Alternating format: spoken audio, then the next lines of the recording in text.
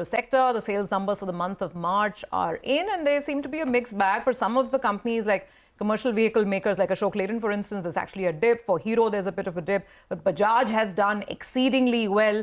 Escorts, Kubota and Mahindra saw tractor sales dip. So basically, it's really all over the place. So how should we read the composite picture? And in terms of, shareholders, what's the outlook? We've got Abhishek Gaoshinde, Deputy Vice President of Research at Sharekhan by BNP Paribas, to help us navigate some of this. Thank you very much, Abhishek, for being with us. So let's start first with two-wheelers and just analyze the trends there, because they are among the strongest performers, right, in the last couple of months. What did you make of the slight disappointment on iSure? And even Hero didn't have a great month of March, whereas Bajaj Auto is now talking about an exports recovery. So the sales, the outlook, and how do you marry that then with the stocks and the valuations? Because a lot of these stocks have run up a lot. Yes.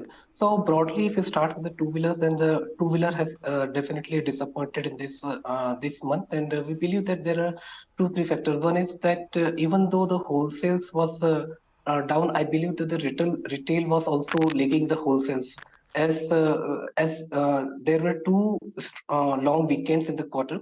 In the month second, that the Holastic has been followed in the northern part of the India and some of the rural regions. So because of that, I believe that the retail sales would be lower than that of the wholesales. Other than that, the trend is still continue, that the premiumization trend is still continues.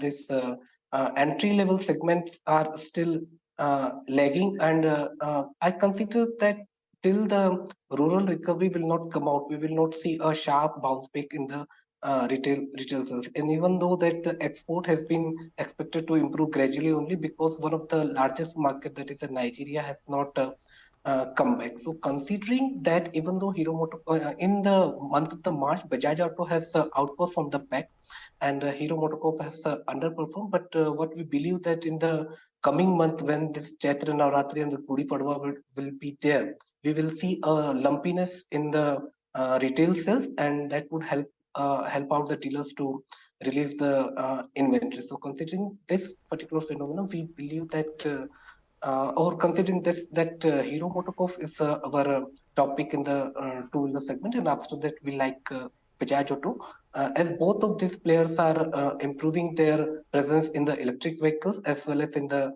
iconic premium motorcycle segment. Okay, so you expect the April two-wheeler retail sales to be much better than March due to the Navratri season, coming in that month.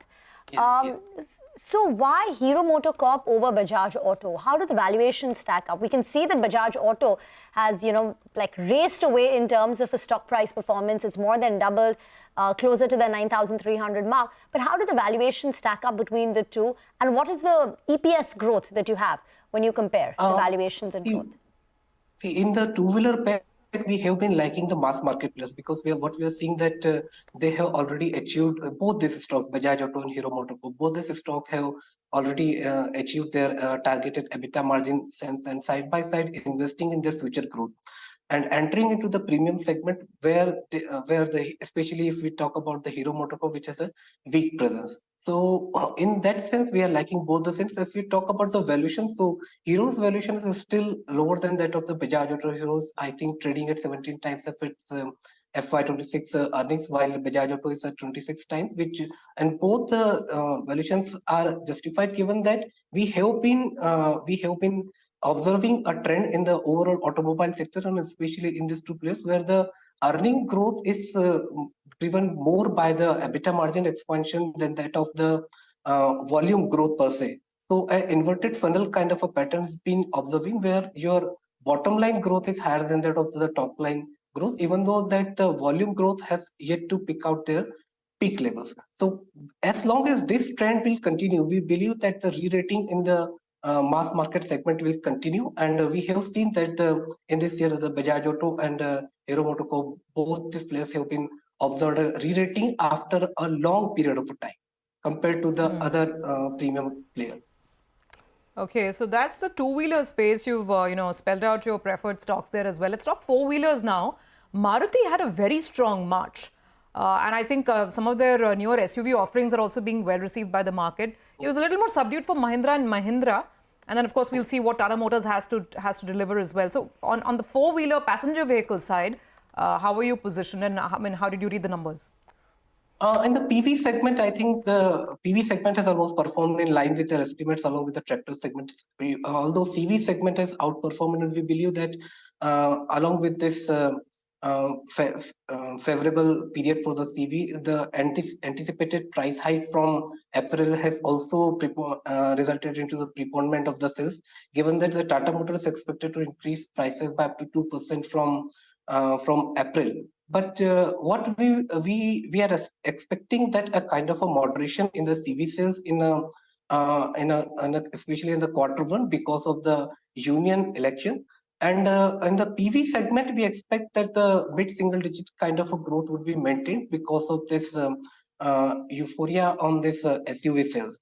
So considering that in the PV pack, our top pick is Tata Motors before Maruti, given that most of its cylinders are firing well, and JLR in this month is also expected to, for JLR, Q4 used to be a strong month, and we are expecting almost 12 to 15% kind of a volume growth in JLR in the March. So considering that it's focus on the sustainability of the margin and reduction in the net automotive debt, we are more positive on the Tata Motors in a four-wheeler pack compared to the other players.